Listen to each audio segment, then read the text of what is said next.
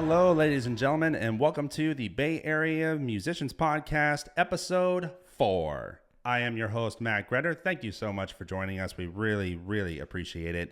We got a very special episode for you today. We have not only one of my closest friends, period, but also I consider a brother in life as well. He is an amazing upcoming country artist who has 3 consecutive top 100 breaking songs on iTunes. One of them actually reaching within the top 50. In fact, we'll just say the top 40. This sounds even better. But it is absolutely true. He has an incredible story, and we are very happy to have him here on the show. Mr. Mike Annuzzi. Welcome to the show, my friend. Thank you, Matt. What a wonderful introduction. What an honor it is to be here with you. It's an honor to have you here. And it's just pure amazement. Even I'm just barely able to contain myself that the fact that you are here right now, I very much love the fact that you're here. Matt, when you call me, of course I'll be there. It's such a thrill. For all the Bay Area musicians that are tuning into this, if you don't know who Matt Gretter is, you're the most humble and passionate musician I think I've ever met, and it's such a thrill being here talking music with you. Oh, thank you very much. It really means a lot. And you are definitely, and I'm not just saying this because I play for you, but it is just pure truth itself as a human being, that you are one of the most appreciative and most gracious human beings I've ever met in my life.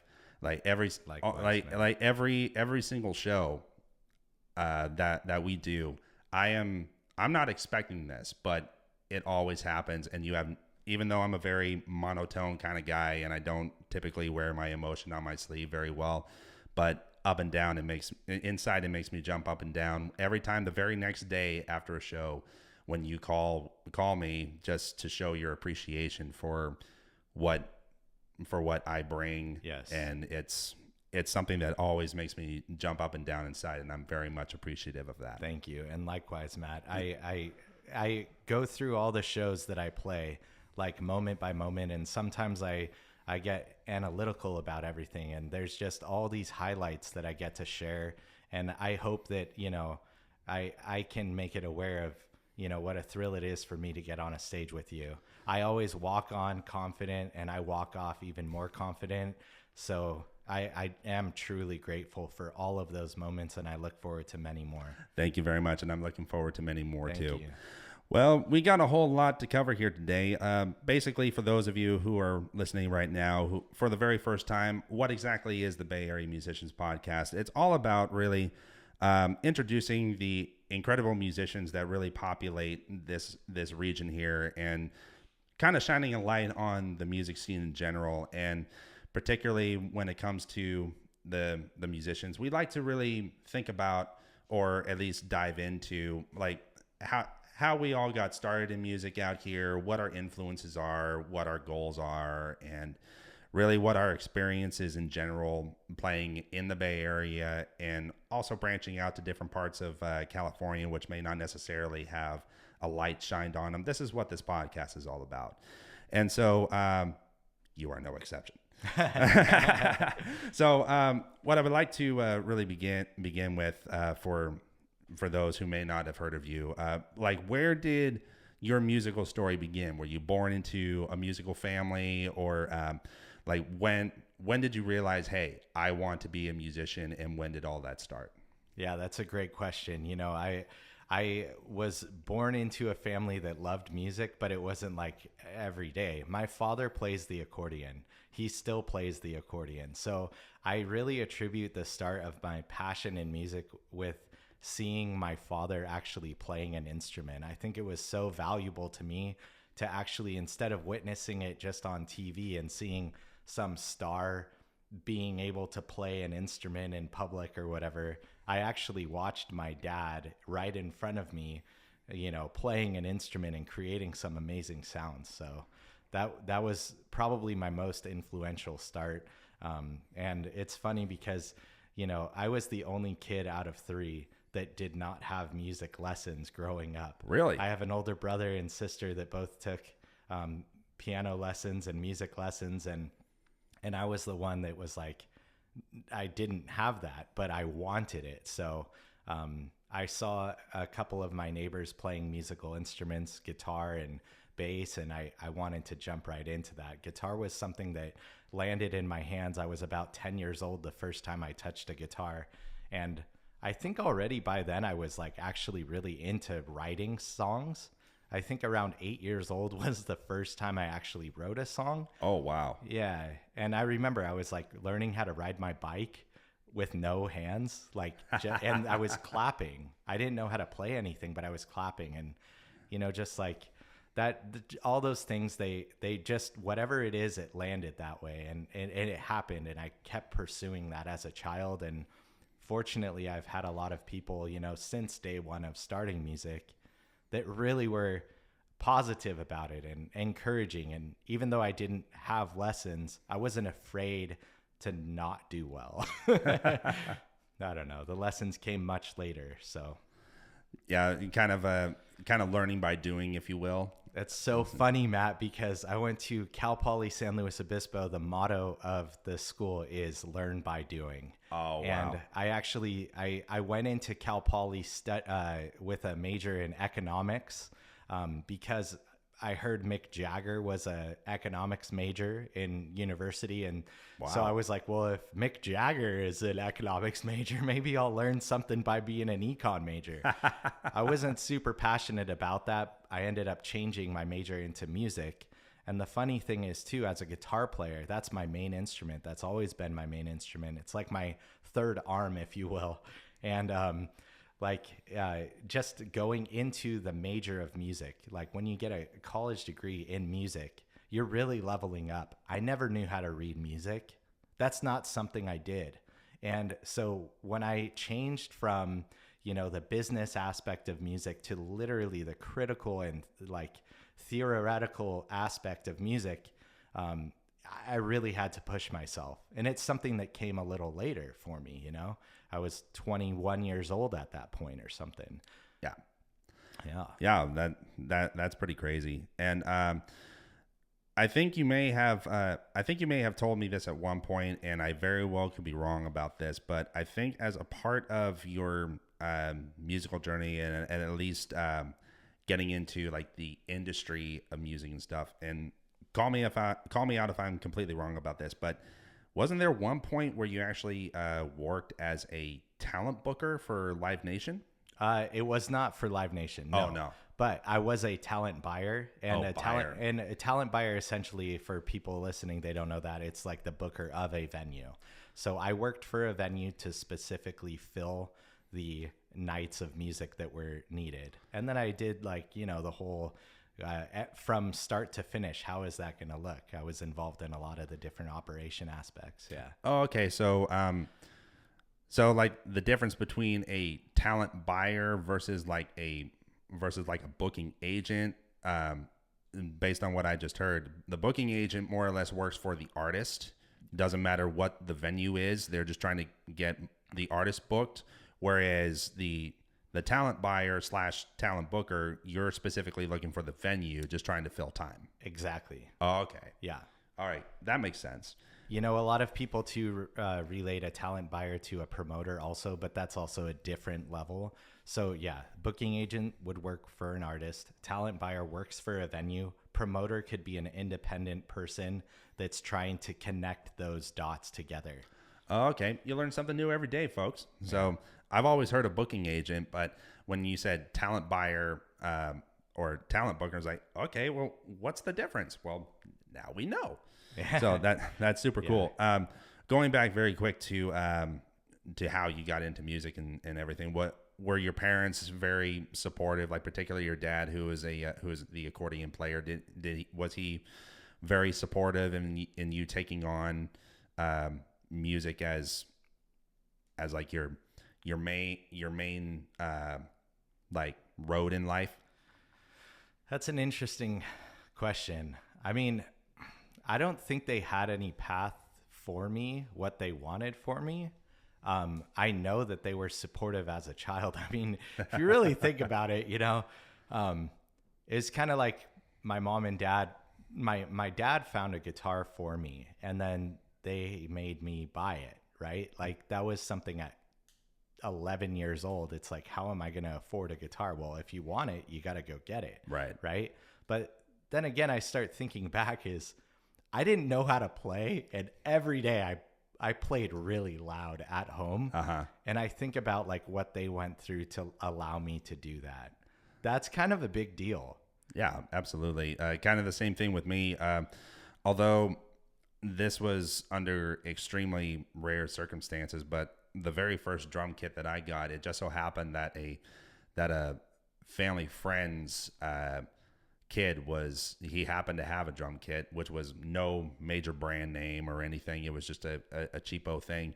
And he heard that I was interested in playing drums. Hey, I'll give you the whole thing for $20. Oh, wow. And it's like, oh, okay. Okay. And so set it up in my room, and I didn't know really how to play. The only thing as far as like the learning by doing type thing is that I would have the stereo in the corner of my room, and I would sit on my bed and imagine Neil Peart of Rush's drum kit around me and try to play Rush songs. Wow. Just thinking, okay, this sound, I remember the picture of his drum kit. This round thing looks like it would make this sound over here. Totally. And then this one here makes this sound. Okay.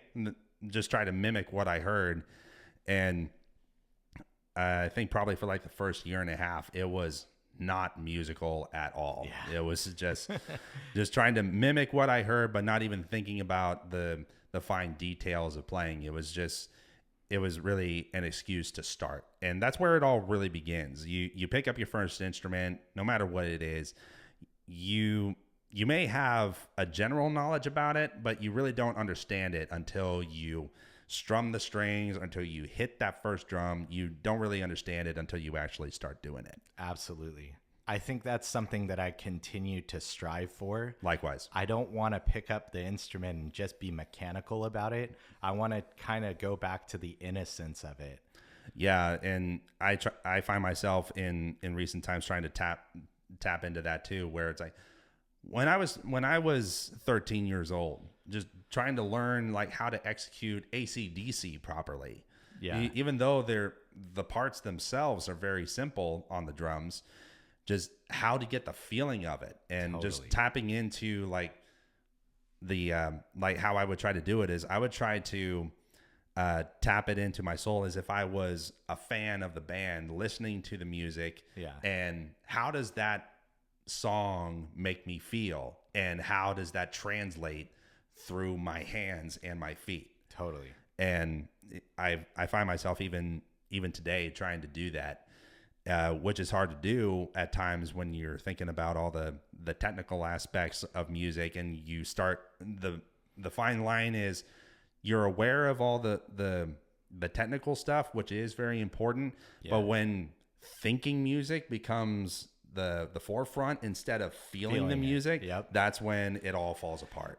I will say, I remember telling you this. I've talked to almost every single musician that I've ever stepped on a stage with, especially musicians that are playing my songs. Yeah. You know, it's so hard to get into playing a part that's already there. Like, you know, you're a drummer, you hear the drums, but that was me playing the drums. It's not you. And I don't want for example, to lose who you are as a drummer because you're just filling a part or playing a part. That's not what it's about. No. You know, when you're playing a note, it's got to be a feeling, you know. Yeah. Otherwise, Matt Gretter has to shine, you know. That's so important that we're lucky to get to witness you playing drums.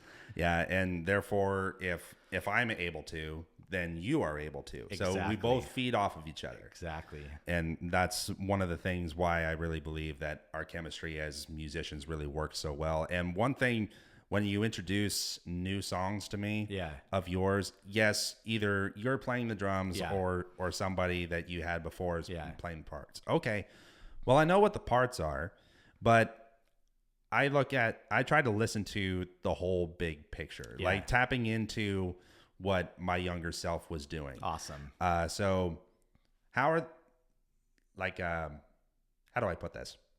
I think that what I try to tap into is like the drums themselves are like the intensity of of what I play, but like the musicians or the other instruments, the guitar, steel guitar, bass, and maybe some organ and stuff, that provides the atmosphere of emotion. Awesome. And I try to, what are the other instruments doing? How are those other instruments, not the drums, how are the other instruments making me feel as a person? And therefore, that dictates how my body moves and how that dictates the feeling going into my drums.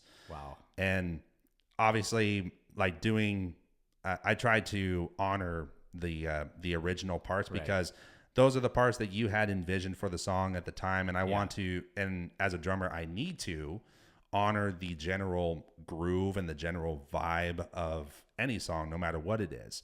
But you can't sacrifice your own originality. So like in the verse section, I keep the groove the same. I would keep the groove the same because that is an essential part. But when it comes to transitioning, like in between sections, you do have to keep in mind what is necessary for the song. Like you're not going to be doing like for example, like a 6/8 type ballad song and then break into, you can't do that because it doesn't work. Even though that may be a part of my personality, which it really isn't as a musician, but just as an example, that's just something that's not going to work. Yeah. So you have to think of what could work for the genre of the song and the general vibe of it. Totally. But it doesn't necessarily have to be like you're mimicking 100% of what you hear. You're allowed to throw in a little bit of your own style and say, hey, I'm a drummer. I can play what the song requires, but I can also throw in a little bit of myself. Yeah. And so it's a fine line there, but it does depend on the artist, I will say, because like I've been a hired gun for different roles in different groups too. And like, some of them I have to play note for note, and it has to be exact, and I'm getting paid to play the exact thing. And, there are roles like that. I just don't think that's how music should be. Live music, I should say. Right. I know how important it is and how competitive it is in the studio to be locked in and on, and every note is there for a specific reason in that audio recording. Because every note counts in the studio. Every note counts. But live, I've played with you on stage enough where my back is to you during the shows, but I almost can see what you're doing just by the sound that you're giving off. I could almost feel like your actions and your movements. Even the stick twirling? Just this, absolutely the stick twirling. I could feel it happening, and it excites me. But I can't even see it, but I could feel it. Yeah.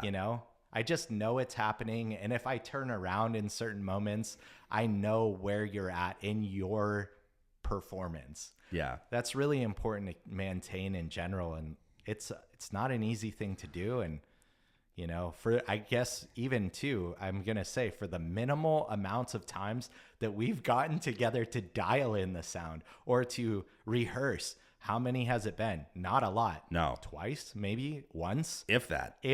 Like a couple of songs. I remember I had a cajon at my house, and that we went through 3 or 4 songs once. I don't remember. Well, that just is a testament, I guess, to you, but also as a musician, the maturity level. You've practiced, but it's not about the practice. It's about the execution. You could be the best drummer, the best guitar player, but when you get on that stage, I heard an interview with Vince Gill the other day, and Paul Franklin, who I mentioned earlier, is a pedal steel guitarist. And, these are two musicians that I very much look up to. And they were talking about why they work so well together. And it was because there was no ego involved, and they were serving the song. Yeah. And, for somebody like Vince Gill and Paul Franklin to say that, these are two iconic people in music. They've changed music. like from songwriting to performance to all of that. It's their level is so high.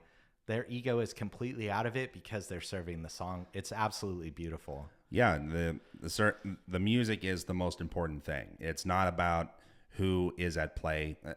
Obviously, everybody has their own flavors and their own taste that they have to bring to the table. Yeah. But it's the sole focus needs to be the music. It's not about the guitars. It's not about the vocals. It's not about the drums. It's not about the bass. It's about the music.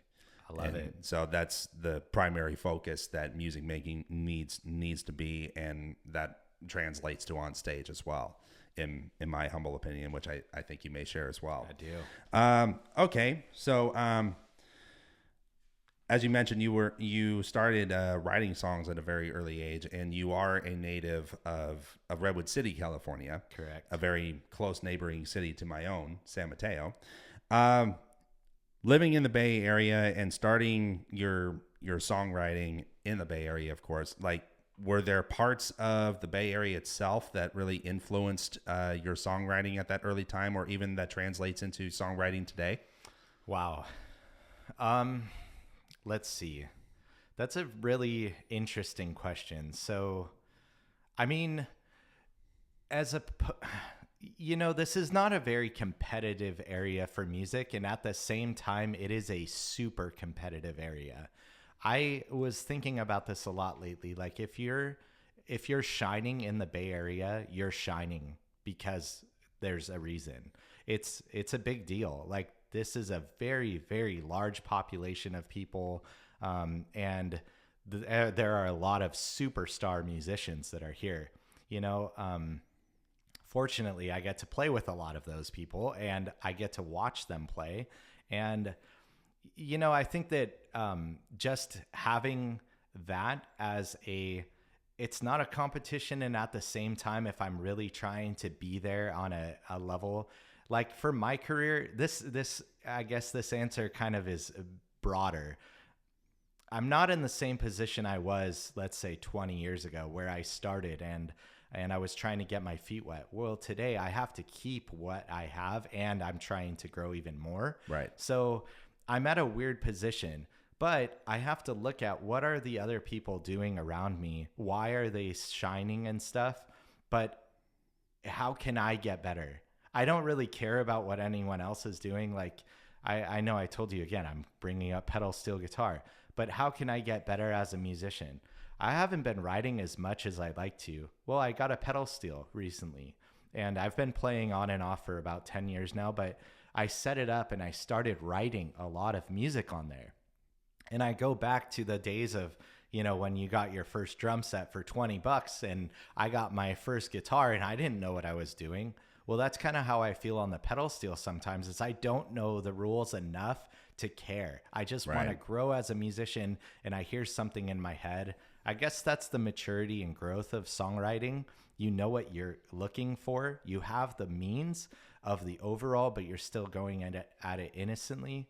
Some of the Bay Area musicians that I look at have, these international tours under their belt that are like, how do I get to come see you at a club for free kind of situation? This is unbelievable what the talent we have here. Yeah.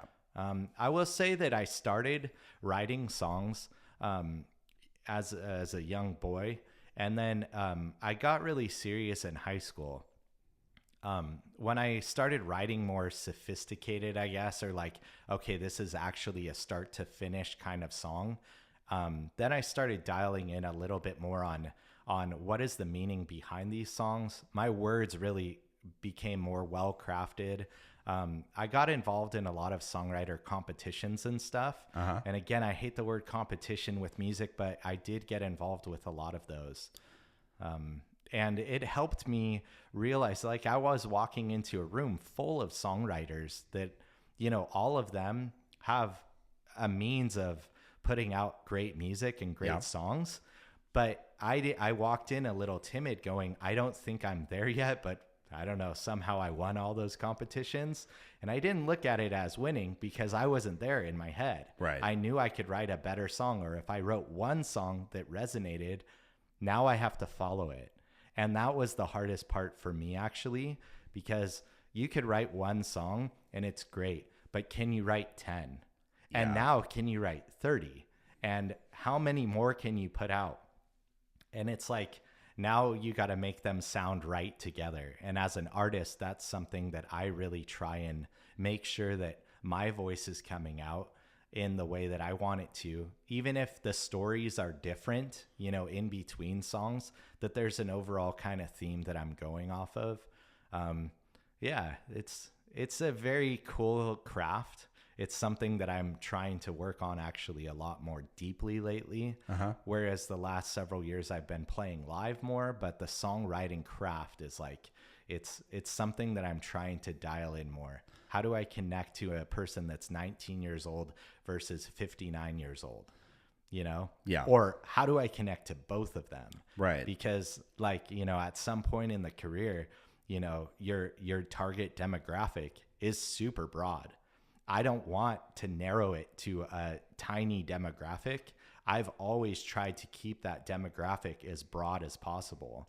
You know? Kind of like if this was ever present in your mind when it came to your songwriting, but using more universal themes instead of write songs that particularly include iPhone usage or whatever. Totally. That would naturally narrow that target demographic. You just keeping everything broad that relates to a whole broader audience in general.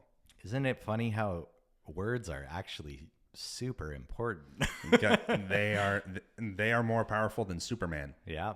And then the other thing is too, you know, putting the music to those words, it's got to fit, you know, and like every note is so important, really. But yeah, and each artist's writing process and each band's writing process is completely different. And so like one example that I can think of was when Rush, my favorite band for those who don't know, when they were writing songs, Geddy and Alex, bass player and guitar player, they would actually write out music that came to their minds. And then Neil, who was actually the lyricist of the band for those who don't know, he would just write stuff that that he had a notepad on him, and anything that came to his mind, no matter where he was, it didn't matter. A lot of them were not even done in the same room together. Yeah. And Geddy and Alex would have some kind of a riff or some kind of a general song idea, and then Neil would drop off some kind of a lyric that he would write just for the heck of it, and Geddy and Alex would look at him and they would be like, hey, this actually fits what we were doing. Let's turn it into a song. Or Geddy pointed this out. There will be times where Neil wrote out an entire lyric, but he would only like 4 lines on the page, and he would take the 4 lines out of that whole lyric and say to Neil, hey, these lines work for what we had done, and you can you can use that as inspiration to maybe try to rewrite something around all of those 4 lines, and Neil would do it. That's super cool. And that's how their writing process was. That's just one example, but it's it's just amazing. Yeah, a lot of people really succeed with the collaborative writing, you know, like getting together with somebody, or like I personally, I'm not that great at the collaborative writing situation. I've done it many times, and like I go into it thinking the song will go one way and then it goes another, and it just disappoints me. And so like I get really connected to the song, you know? And so like I want it to go a certain way, and so I'm excited when I get to finish. It takes me a little bit longer to finish a song sometimes. Like sometimes they just in 5 minutes, I can't even play the song in 5 minutes. The song is already written, you know? Yeah. But in other times it's like, you know, this song took me 3 months to like finish, you know? Yeah, for sure. If you're okay with this, Yeah. would it be all right if we played one of your songs? Absolutely. Cool. So this song that we are about to play for you folks actually made it within the iTunes top 50, top 40. And this was Mike's third release in a row that cracked the top 100. And it is an absolutely amazing song. And on this one, if I'm understanding this right, you recorded all the instruments on this one. Yeah. And it's an absolutely favorite song of mine to play. Thank you. Every time it's in the set list on stage, I love it because I love the atmosphere of it, and how we play it live is a little bit different, but I'm allowed to bring my creative footprint to it, which is a very important thing for me as a musician. And I love the fact that you love what I have to bring to it. And it is absolutely amazing no matter what. And so, ladies and gentlemen, we are going to play that for you now. This is the latest release from Mike Annuzzi that cracked the top iTunes top 40, called Let Me Show You Tonight. Hope you enjoy.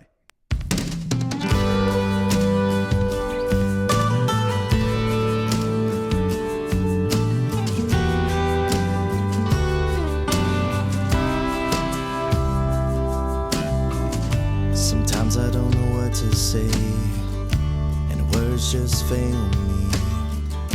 I want you to know that I'm trying, you know. Maybe we'll see in time, eventually you will. And putting your heart and soul on the line, it will reveal everything. Make reality a dream, yeah. Cause I never cared so much about anyone. I never knew that life could be this fun until I fell in love and felt it every day. And I say it cause I mean it from the bottom of my heart.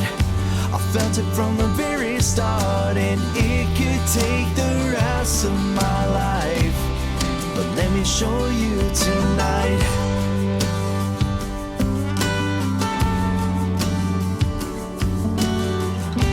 Taking it day by day, no matter what the others say, I'll always be here by your side. Making a memory with a smile so bright you could see. I've never felt something so right. No, I could never turn around. No, I will never let you down. No, cause I never cared so much about anyone. I never knew that life could be this fun until I fell in love and felt it every day. And I say it cause I mean it from the bottom of my heart. I felt it from the very start, and it could take the rest of my life, but let me show you tonight. I've been waiting for so long to find someone I can rely on.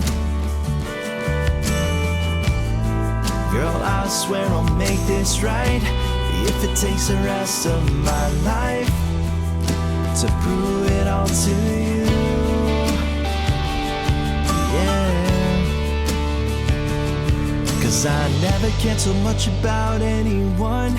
I never knew that life could be this fun until I fell in love and felt it every day. And I say it cause I mean it from the bottom of my heart. I felt it from the very start, and it could take the rest of my life. Whoa, and it could take the rest of my life. Whoa, and it could take the rest of my life, but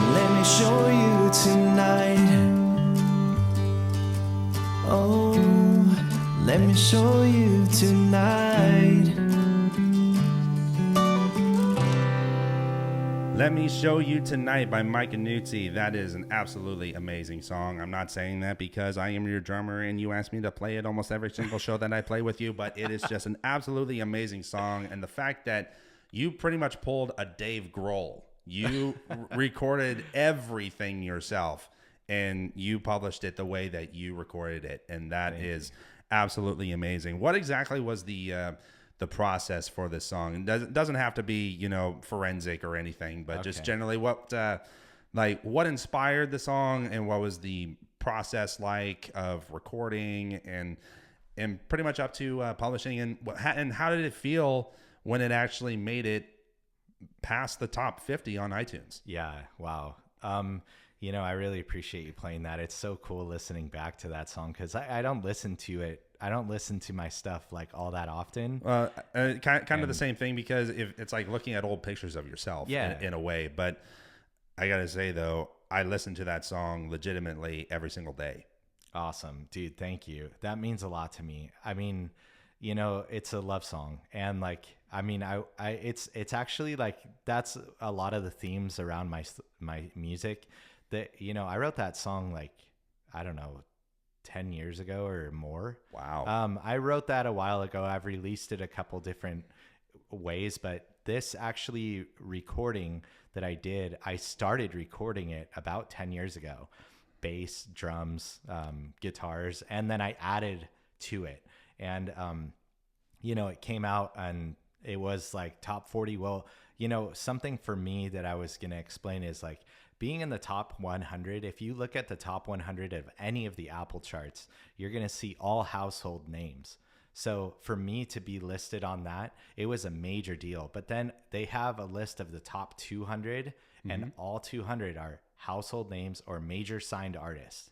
And I was the only independent artist on the top 100 of every time I released these last 3 singles, which I'm so grateful. And those songs were on Bay Area radio. Like it was on K-Bay or Bay Country, and it was on 107.7 The Bone. It was on KRTY, which KRTY is like a revolutionary radio station. It's the biggest country music radio station outside of Nashville. For them to play my music, they're an independent radio station. Yeah.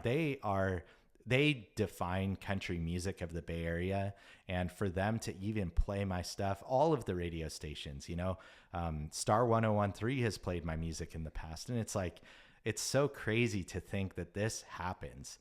And like, you know, I was recording the bass riff of that song in my bedroom closet of my parents' house. I don't know, maybe it was like 12 or 15 years ago. Wow. You know, and that stayed in the recording. Yeah, so that process, it does take time sometimes for me, but like I can really hear it throughout the last maybe 6 months of finalizing that production, because like that's the big deal, is like getting what you hear in your head to an audio. Yeah. I was able to send it off. The last 3 singles I sent off to the Ruckus Room. Jamie Tate in Nashville, Tennessee is like a super, super amazing engineer, and the Ruckus Room, they've recently closed, but they've worked with everyone from Taylor Swift, Garth Brooks, Billy Currington, and you know, I got to play a show with Billy Currington from audio recording that came out of the studio that made all of his songs famous. You know, it's just like, sometimes I feel like dreams come true. In my world, it feels like the dream came true with releasing these songs, and yeah. It's amazing. Absolutely. This is an absolutely amazing conversation with Mike Annuzzi, and thank you so much for tuning in with us.